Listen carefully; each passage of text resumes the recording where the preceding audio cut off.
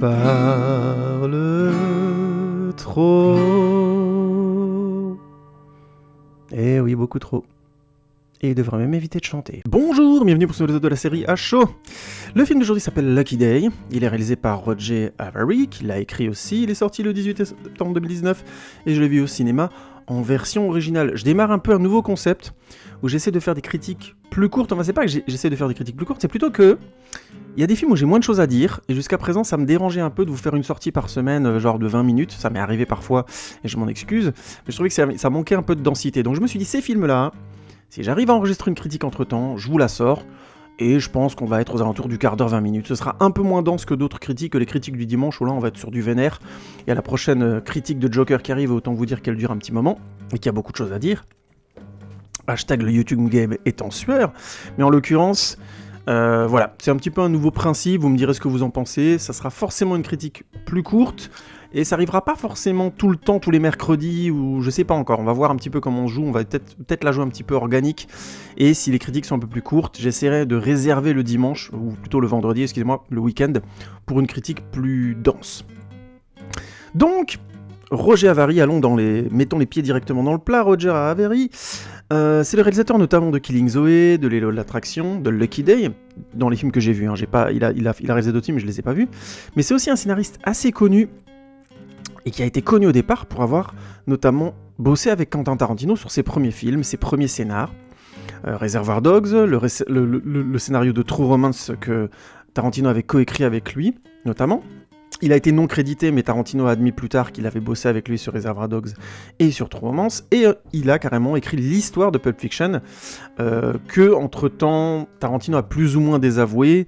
Pour la petite histoire, ils se sont un peu pris la tête. Entre-temps, il a quand même écrit le scénario de Jackie Brown, que Tarantino a réécrit en très grande partie, maintenant ça se sait, mais il avait quand même écrit les premiers drafts du scénario sur lesquels Tarantino avait commencé à pré-produire le film. Bref, et ensuite ils se sont pris la tête et c'est devenu un peu une histoire marrante du genre Tarantino n'admettant plus vraiment aujourd'hui que Roger Avary a eu une importance forte sur ses premiers films, disant presque que voilà, c'est lui en fait qui a tout fait. Bon, il a eu un petit côté mégalomane parce que ça se sait dans le milieu que Roger Avary a été quand même très présent, que l'histoire de Reservoir Dogs vient aussi de lui, qu'il y a une grosse partie du scénario de True Romance qui ressemble vraiment aux univers que Roger Avary aime bien mettre en place, et je parle même pas de Pulp Fiction avec... les nanas avec les coupes au carré noir et ce genre de choses, et je vais vous en reparler après, notamment dans Lucky Day, donc c'est un peu gros, mais grosso modo, c'est un peu parti en vrille. Nonobstant, Roger Avary a aussi eu la Palme d'Or pour le scénario de Pulp Fiction, il a aussi reçu plusieurs prix pour le scénario de Pulp Fiction, et il n'était pas du tout vu à l'époque comme une aide d'écriture pour Quentin Tarantino qui aurait fait le truc tout seul et qui aurait juste fait remonter son copain sur le podium pour le plaisir. Bref, c'est un gars qui a un joli pédigré, puisqu'il a aussi écrit le scénario du Crying Freeman de Christophe Gans, qui est très sympathique. Il est non crédité sur le scénario, mais on sait que c'est lui aussi qui avait bossé sur l'histoire. Il a écrit aussi le scénario de Silent Hill de Christophe Gans, et moi c'est un film que j'aime bien, que je trouve très intéressant, et dont le scénario est pas mal du tout. Il y a des défauts, mais c'est pas mal. Et il a aussi écrit le scénario, figurez-vous, de La Légende de Beowulf, le film d'animation de Robert Zemeckis, que je vous conseille, qui est un très très bon film d'animation adulte, malheureusement massacré par la technique de la motion capture dont je parle dans ma vidéo sur Avatar, à laquelle je vous renvoie évidemment si vous ne l'avez pas vue. C'est une vidéo avec images et tout, et oui, je déconnais pas, je mettais les plats dans les grands à l'époque, hashtag grand génie d'internet incompris. Bref, La Légende de Beowulf était massacrée par une motion capture qui était très réussie, mais qui à l'époque n'arrivait pas à rendre le regard des personnages vivants. Et ils avaient l'air d'être une sorte de poupées inanimées. Allez voir des extraits, vous allez voir, c'est assez flagrant. Et pourtant, le film est très très bien. Il est juste un peu massacré par ça, un peu amoindri. Tout a l'air froid en fait, alors que le scénario est très adulte. C'est un film vraiment surprenant, je vous conseille de le regarder. Je pense pas que, quand on vous dit La Légende de Beowulf, vous pensez à une histoire de ce type-là. Vous m'en direz une nouvelle, mais je ferai une critique un jour dessus. Il serait temps que je le fasse d'ailleurs, parce que c'est vraiment un film très intéressant. Et j'ai découvert, pour la préparation de cette vidéo, que c'était Roger Avary qui avait donc écrit ce scénario vraiment de très très bonne qualité, et donc il a aussi écrit Lucky Day. J'ai essentiellement pris dans sa réalisation et son scénario les choses que j'ai vues, comme ça m'évite de vous dire des bêtises. C'est donc un scénariste très intéressant.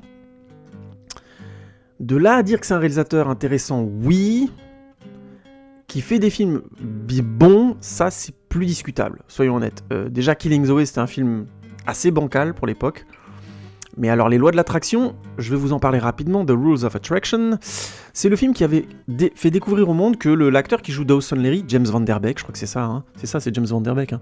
Oui, ma compagne me fait oui de la tête. James Van Der Beek avait donc été sorti donc de Dawson Creek, je crois que ça s'appelait en version originale, hein, c'est ça, je sais plus, de la série Dawson, en faisant ce film, un film très adulte, très entre guillemets osé, on voyait des scènes de cul, ça allait très loin, et c'était assez violent, assez anarchiste, ça poussait vraiment l'univers de l'adolescence dans ses derniers retranchements à l'époque. Il y a eu pire depuis, ou plus costaud, tout simplement, mais c'était vraiment un film qui avait mis un coup de pied au cul à l'époque, en 2002, quand c'était sorti, tout le monde était un peu « merde, qu'est-ce que c'est que ce truc ?» quoi.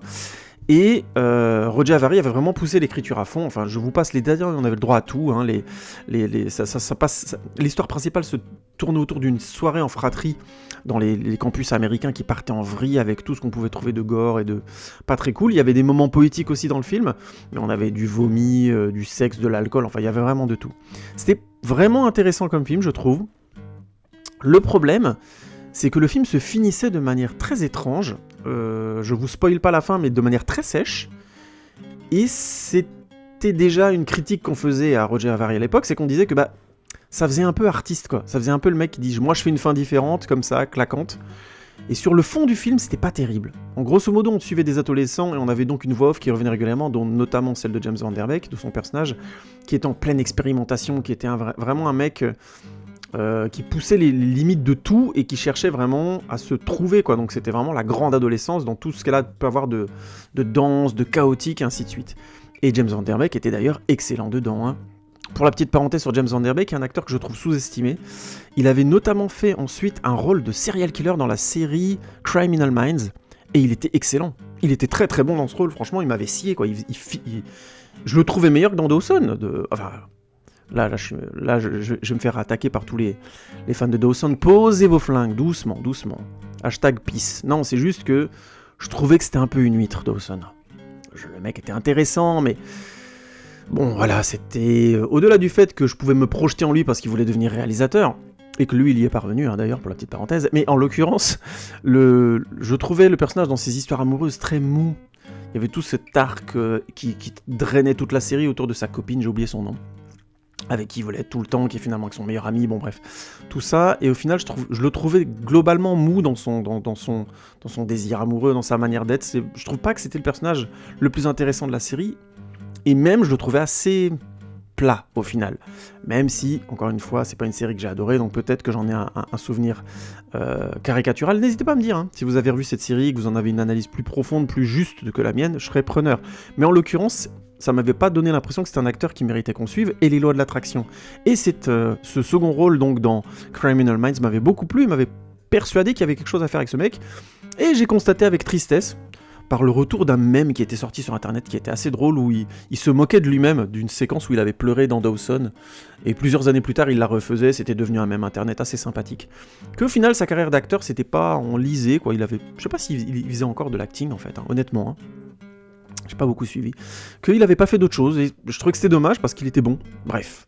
Tout ça pour dire, Les Lois de l'Attraction était un film intéressant, mais qui avait... La fin avait un côté un peu prétentieux et vain, qui collait pas avec cette histoire. C'est-à-dire qu'en fait, on nous coupait dans une histoire où clairement, le film était construit de telle manière, on se disait, on va nous amener à une conclusion, une réflexion, et finalement, il n'y en avait pas. C'était juste un film sur le chaos de l'adolescence, et quelque part, le film n'était pas construit ni dans son ton, ni dans son... Comment dire, dans son rythme, pour arriver à une non-fin.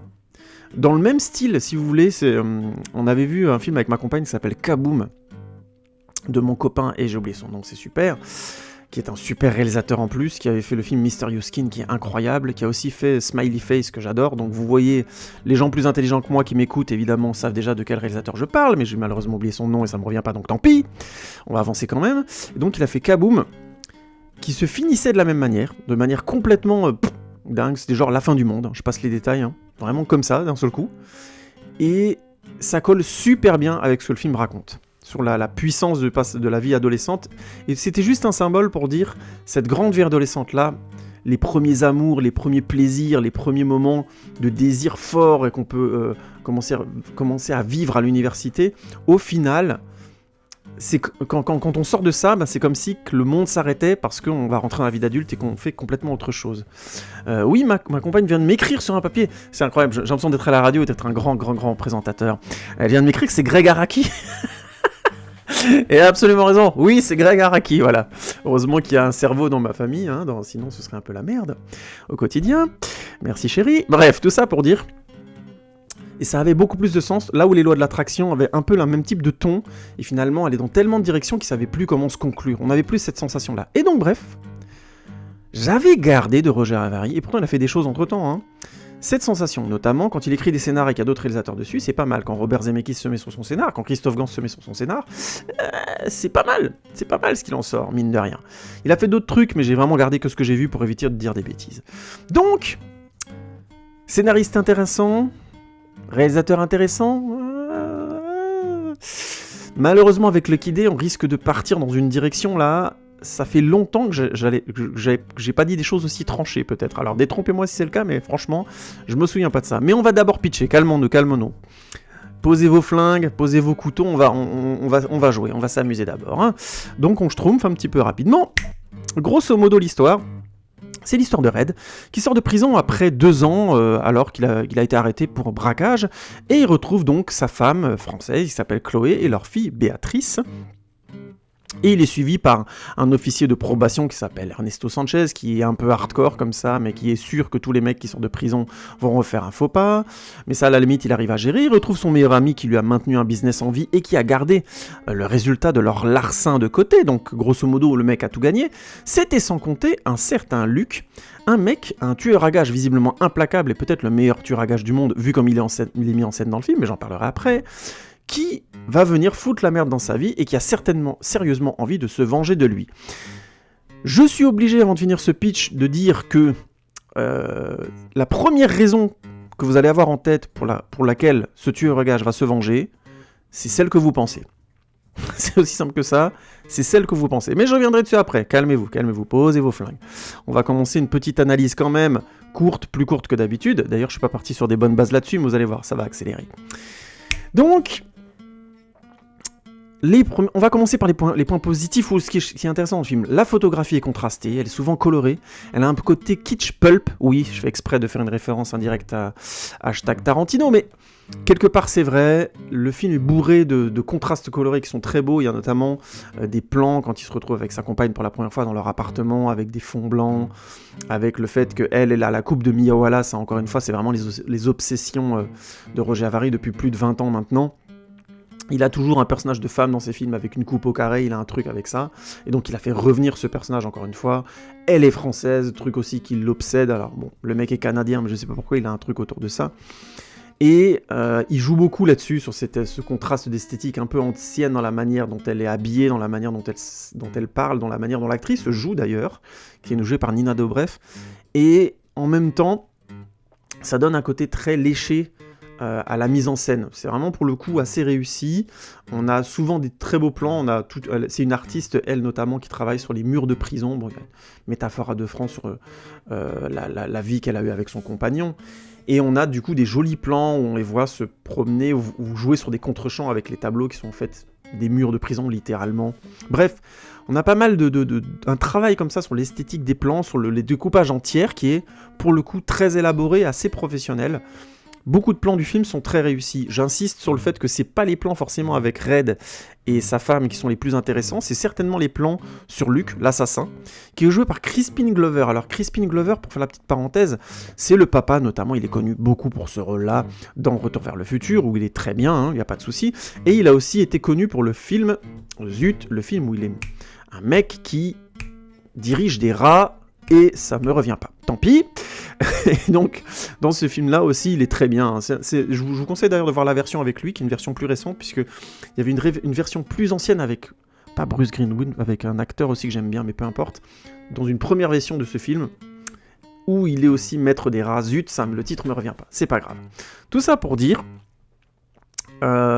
Crispin Glover est un acteur intéressant, mais qui est aussi très particulier. Il a une manière de jouer qui est un peu cringe, un peu étrange, un peu décalée, son élocution est bizarre. Ce qui fait que quand on le fait jouer, c'est toujours très difficile à modérer. On sent que Je sais pas s'il le veut, alors moi je pense que si, parce que maintenant ça fait plus de 40 ans que sa carrière existe, donc je pense que c'est un mec qui conserve cette manière de jouer, c'est sa manière à lui.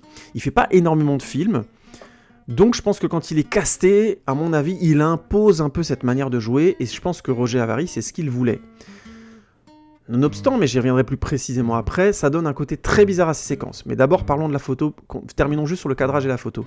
Tout est très élaboré, il y a un jeu sur la règle des tirs, notamment quand lui est dans le plan, qui est très réussi, surtout sur lui, ça l'iconise énormément.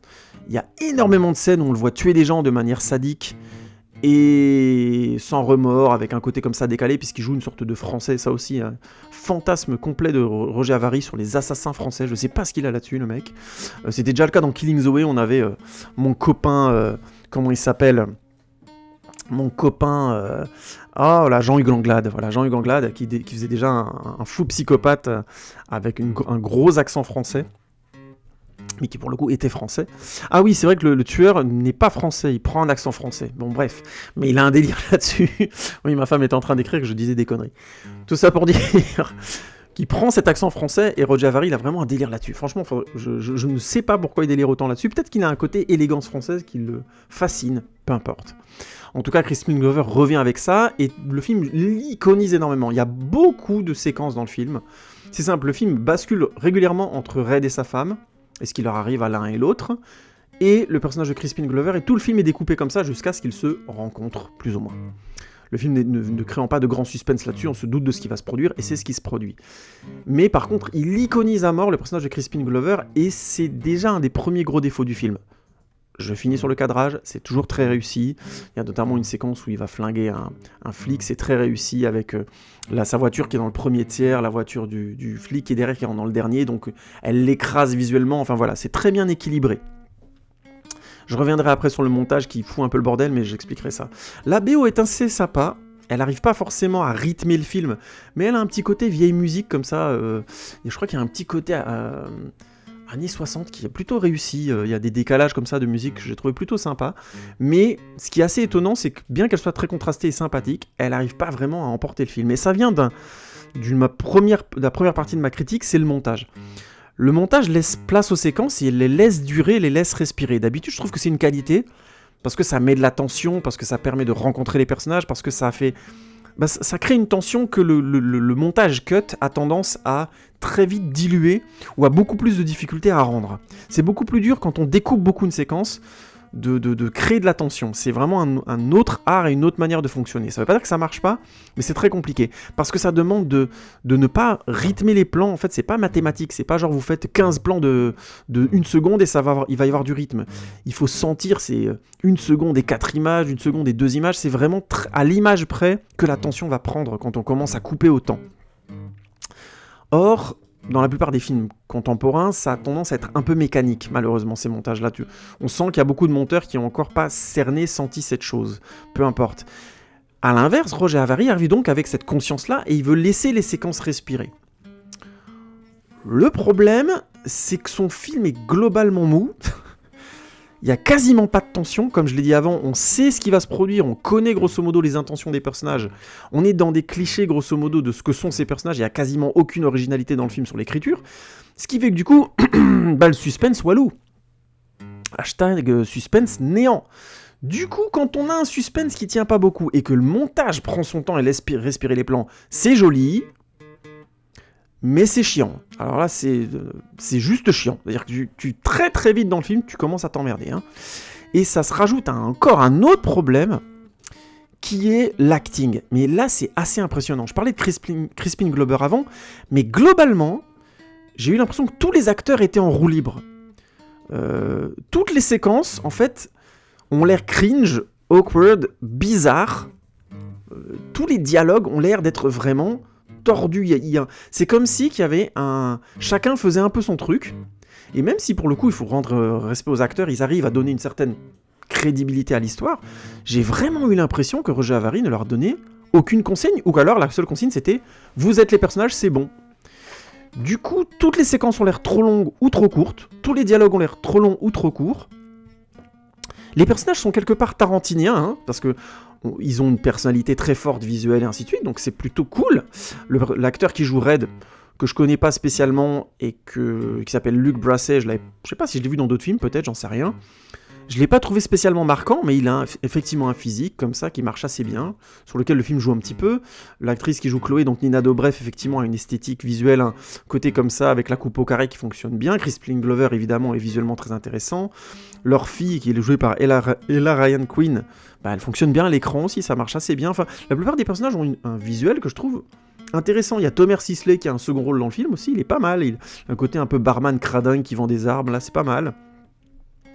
La nounou qui est jouée par Nadia Fares aussi. Enfin, tous les personnages comme ça arrivent avec, je trouve, une Clifton Collins Jr., qui est un acteur que vous avez vu dans plein de films, qui est un acteur afro-américain, contrairement à ce que son nom dit. Afro-américain, n'importe quoi. Mexicano-américain, qui est vraiment très bon. Ouais, c'est une grosse erreur. Racisme, hashtag racisme, mais peu importe. Que vous avez vu dans plein de films, et qui est plutôt un bon acteur. Et pareil, quand il arrive dans une séquence, il est classe, il arrive à faire vivre la séquence et tout. Mais ça crée quand même une sensation globale que le film est en roue libre, que chaque séquence essaie d'avoir un ton, ou plutôt que chaque acteur essaie d'avoir un ton, et ça va en plus vers un autre point qui est lié à ça. C'est-à-dire, quand tu laisses les acteurs en roue libre et que les personnages sont pas spécialement originaux, tout devient caricatural. Du collectionneur pervers dandy laid, qui s'occupe de la collection de la femme de Red et de son expo, à la française avec la coupe au carré qui vit aux États-Unis et qui a fait la même coupe à sa fille et qui fait bien attention à ce qu'on parle français à la maison. Enfin, vous voyez le genre. Du mec sorti de prison qui est un as de la cambriole, qui a un business avec son meilleur pote. Enfin, je veux dire, je sais pas moi, cliché, c'est hallucinant. Le film va de personnage cliché en personnage cliché, il n'y en a pas un pour en sauver l'autre. Et je ne parle pas évidemment de l'assassin à l'accent français, qui est hyper sadique, hyper violent et vulgaire en plus, qui est génial, parce que c'était supposé lui donner un côté badass qui soit vulgaire et tout ça, mais au final, j'ai trouvé que les 3/4 du temps, c'est assez nauséabond. C'est le vulgaire que j'aime pas. Moi, j'ai pas de problème avec la vulgarité. J'adore Deadpool 1 et 2, c'est hyper vulgaire à plein d'endroits. Mais c'est simple, si t'es vulgaire, faut que ce soit marrant. Ou alors, faut que ce soit marquant, faut vraiment que ce soit désagréable. Je donnerai juste un exemple, tiens, chez Tarantino comme par hasard. Une des scènes les plus vulgaires que j'ai vues chez Tarantino, c'est ni un mot ni une insulte. C'est dans Inglourious Basterds, c'est le moment où il y a le colonel S.S. Landa qui se retrouve avec Shoshana, dont il a tué la famille, et Shoshana n'essaie de pas le montrer, donc la séquence est très tendue. Et ils commandent tous les deux une tarte, je crois qu'il lui commande une tarte, il lui force la main, je crois, ou un lait, je sais plus ce qu'il lui commande. Et lui commande une tarte sur laquelle il y a de la crème qui est fouettée. La tarte a l'air magnifique. Et donc il mange des petits morceaux comme ça, il la finit pas, et surtout à la fin, il fume une clope et il l'écrase dans la tarte. C'est vraiment, pour moi, le symbole de la vulgarité maximale. Le mec n'a aucun respect pour rien, ni la qualité de ce ni la chance qu'il a, ni la qualité de ce que les cuistots lui ont proposé, ni le niveau de luxe dans lequel il vit. Bref, et ni pour la jeune femme qui est avec lui à table. C'est dégueulasse de faire ça. Et ça m'a beaucoup plu, parce que si tu voulais montrer que ce mec était vulgaire au possible, et qu'en fait il se cache derrière un côté, poli, soi-disant dandy, mais qui est complètement fake, tu pouvais pas mieux le faire. Et bien sûr, évidemment, à ce moment-là, c'est une des rares moments de la séquence où tu as un gros plan, et c'est vraiment sur ce moment-là. Précisément. Et ça devance la séquence après, où on le voit péter les plombs et sauter sur Fräulein Hammersmark et l'étrangler comme un gros porc qu'il est, en fait. Donc vous voyez, la vulgarité, ça peut être très efficace pour faire, non pas seulement pour faire rire, mais aussi pour créer des chocs comme ça, visuels. Et là, pour le coup, je tiens à le dire, Roger Avary, au moins dans sa réalisation, c'est pas quelque chose qu'il maîtrise du tout. Le personnage de Crispin Glover est vulgaire, violent, fait des trucs vraiment gore, et en fait, ça le rend toujours plus cliché, toujours plus désagréable à suivre, dans le sens, il est pas drôle, il est pas charismatique. Le film essaye de te faire croire qu'il l'est, alors qu'il l'est jamais. Et ça vient du fait qu'il est constamment en roue libre dans son jeu. C'est-à-dire, tu prends n'importe quel acteur qui est capable de te faire une performance de fou, tiens, au pif, Joaquin Phoenix ou Jared Leto, tiens, je vous en reparlerai dans ma critique sur Joker, comme ça vous êtes obligés d'aller l'écouter, mais grosso modo, l'idée c'est que si tu prends Joaquin Phoenix, tout aussi génial comme acteur qu'il est, tu le laisses partir en roue libre et tu laisses les choses telles quelles, on va donner une sensation au spectateur que ça part en vrille et qu'il a fait du mauvais travail. Il y a toujours un moment où le réalisateur doit modérer la chose. Au moins, s'il choisit d'être en retrait, de prendre la performance telle quelle, d'accord. Mais alors il faut que soit convaincu que la performance est nickel de bout en bout du plan. Et là, pour le coup, il y a tellement de moments dans le film où tu dis non, mais ça va, Crispin Glover est un acteur intéressant, mais si tu laisses les plans durer et qu'il fait un peu tout ce qu'il veut, au bout d'un moment, il y a à boire et à manger. Il y a des trucs qui auraient pu être super s'ils avaient été modérés, mais pour une chose intéressante et maligne que l'acteur a pu apporter, t'en as 5 dans le plan qui fonctionnent pas et qui sont juste cringe. Toutes les scènes ont un ton ni comique ni cool. Au mieux, c'est étrange, au pire, c'est ridicule. En tout cas, ça, c'est ma perception du film. Je vais juste finir sur le scénario, je modérerai après. C'est ce que je disais avant, le scénario est cliché. C'est une histoire de rédemption classique du mec qui sort de prison, mais en fait, qui veut encore profiter de son larcin, mais qui, évidemment, ne pourra pas... Enfin, tout ça, on le sait. Il s'est bourré de clichés sur l'art contemporain, avec donc sa compagne qui fait des œuvres d'art contemporain, mais le mec, le commissaire, le gars qui s'occupe de son expo, c'est un gros connard, qui est prétentieux, et les gens qui viennent à son expo, c'est des gros connards prétentieux. C'est un gros cliché sur les histoires d'amour. À la limite, c'est joli visuellement, mais honnêtement, vous verrez rien d'original. C'est un cliché aussi sur l'histoire de l'assassin. Les motivations de l'assassin, comme je le disais dans le pitch, vous les connaissez dès le début, je vais même pas spoiler parce que vous le savez déjà. Pourquoi il est là, c'est un cliché de tueur imbutable et ainsi de suite, qui finalement se fait évidemment avoir la fin, tu te dis mais bon, pourquoi spécialement comme ça, et à ce moment, alors que dans tout le reste du film, non, bref, peu importe, absolument tout est cliché. Je n'arrive pas à sortir de ce scénario autre chose que des clichés. Les dialogues sont clichés aussi, sauf quand ils sont vulgaires, évidemment, c'est formidable. Mais, malgré tout ce que je viens de dire, malgré une critique virulente qui me fait dire que Lucky Day est un film de merde, il y a un ton qui est... Tout ce bordel fait un ton qui est incontestablement singulier. Vous savez que je reviens régulièrement dans mes critiques en disant les films singuliers, c'est ce que vous devez aller voir, c'est mieux, au moins le film est singulier, la singularité du film elle est quelque part. Hashtag je suis monomaniaque et je vous ai cassé les pieds avec ça. J'y crois à fond. De facto, je peux pas nier que cet alliage étrange d'acteurs en roue libre, de mise en scène très léchée et de travail sur les décors et sur les costumes qui est vraiment, pour le coup, très propre et plutôt classe visuellement, ça donne vraiment quelque chose de particulier. Voilà, l'alliage de l'image, du cadrage, des costumes, du décor, de l'acting en roue libre, donne quelque chose de vraiment unique, je peux pas nier ça. Alors, d'un côté, si on le voit d'un point de vue négatif comme moi, on dit que c'est du sous Tarantino qui est très très mauvais. On est allé voir parce que la bande-annonce nous avait pensé à un ersatz, encore une fois, de Tarantino, qui est pas très intéressant. Petite parenthèse pour un ersatz de Tarantino qui m'a plu, mais qui a aussi été vu de manière moins bonne par d'autres, mais que moi, personnellement, j'ai vu du côté positif, mais que je pense qu'il est aussi critiquable. C'était l'Hôtel El Royal. Ah, je me souviens plus exactement du titre. J'ai bien aimé celui-là. Moi, j'ai trouvé bien. Je sais qu'il y en a d'autres critiques qui n'ont pas aimé et qui ont critiqué le fait que ça faisait Tarantino sans en avoir la densité. C'est vrai qu'avec le recul, je peux pas dire que c'est au niveau de Tarantino, mais ça reste un film que je défendrais et que je trouve intéressant. C'est pas le cas de Lucky Day, et moi je trouve que c'est du sous-Tarantino, que c'est très mauvais, que c'est sans tension et sans originalité dans le scénario. À la petite nuance près, qu'il y a un petit côté poétique dedans, qui est assez étrange, notamment autour de la fille, je vais pas vous spoiler, qui peut-être... C'est pas une surprise, mais à la limite c'est un truc que j'ai trouvé assez étrange et assez rigolo. Mais encore une fois, je vois pas ce que ça fout dans ce film. Mais je pourrais comprendre aussi qu'on ait le regard positif là-dessus, qu'on dise que c'est un ton qu'on voit jamais ailleurs, que c'est un ton décalé, qui renouvelle du coup ce type de scénario, qu'on a vu 1000 fois certes, mais que c'est assez en termes de ton, d'image, d'acting et de tout ça, pour rafraîchir le cliché de la rédemption et de ce type d'histoire. Et quelque part, si je suis aussi critique, c'est bien parce que c'est clairement bizarre et étrange et différent. Donc, je peux dire beaucoup de choses sur Roger Avary, je peux lui dire que je trouve que c'est un film de merde et que t'as pas fait ton taf dans la gestion de tes acteurs, mais le film est réellement singulier. Je peux pas nier que j'ai vu quelque chose de très différent, pour le coup, même si je peux dire qu'il y a des tas de choses que j'avais déjà vues dans d'autres films. Cet alliage-là, cette manière de faire, c'est Roger Avary qui l'a fait, et je peux pas le nier. Pour conclure donc, cette micro-critique est déjà trop longue. Avary, c'est un peu un ovni. C'est un peu une sorte d'extraterrestre. Franchement, hein, parce que maintenant, quand je prends ce film et que je prends les lois de l'attraction, et Killing Zoe, c'est vrai que j'avais quand même jamais vu ça, faut être clair. C'est des films très bizarres, chacun à sa manière. Oui, il est bourré de références, oui, il y a quelque chose qui est passé chez Tarantino, il a travaillé avec lui aussi, donc peut-être que Tarantino a pris des choses aussi qui lui plaisaient. Il faut non plus pas commencer à dire que Tarantino avait tout créé et que Avary était un escroc. Je pense que c'est un peu trop facile. On sait très bien que la création, c'est beaucoup plus dense que ça. Donc il y a certainement des choses que Avary a apportées, et qu'il a pris lui aussi de Tarantino. Selon moi, pour modérer ce que je dis, pour essayer d'être un peu plus neutre dans ma conclusion, Avary est un scénariste intéressant qui accouche ici de son peut-être plus mauvais scénario, parce qu'il est cliché partout. Encore une fois, le scénario de Beowulf est très intéressant, donc c'est un mec qui sait faire des choses intéressantes. Il y a des clichés partout, et en plus c'est vulgaire pour rien.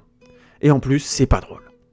C'est décalé pour faire artiste, mais en même temps ça critique le milieu de l'art contemporain de manière artificielle, alors que c'est un film qui est quelque part arty, enfin... Vous voyez ce que je veux dire? Il y a vraiment quelque chose là que je trouve pas bon. Mais ça reste un film étrange, assez singulier pour avoir des fans et être apprécié, je pense. Je pense qu'il y a des gens qui vont le défendre corps et âme, ce film, en te disant qu'ils ont apprécié son ton, sa manière d'être, et qu'ils ont aimé son humour. Et je pense que ça sera pas...